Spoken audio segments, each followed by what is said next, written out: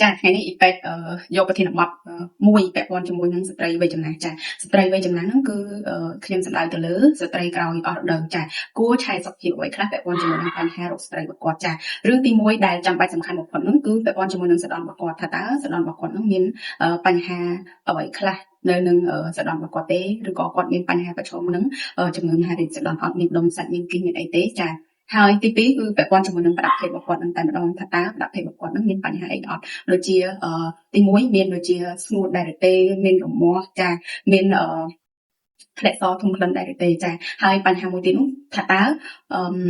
គាត់មានបញ្ហាស្រត់ស្បូនដែរទេស្រត់ផ្លោកនោមដែរទេដែលជាកត្តាមួយសំខាន់បំផុតរំខានដល់ការរស់នៅប្រចាំថ្ងៃរបស់គាត់ចាអញ្ចឹងបើសិនជាករណីអ្នកទាំងអស់គ្នាមានឪពុកម្ដាយចាស់គួរតែក៏បីនាំគាត់មកពិនិត្យសុខភាពជាប្រចាំចាយ៉ាងហោចណាស់6ខែឬក៏យ៉ាងយូរបំផុត1ឆ្នាំម្ដង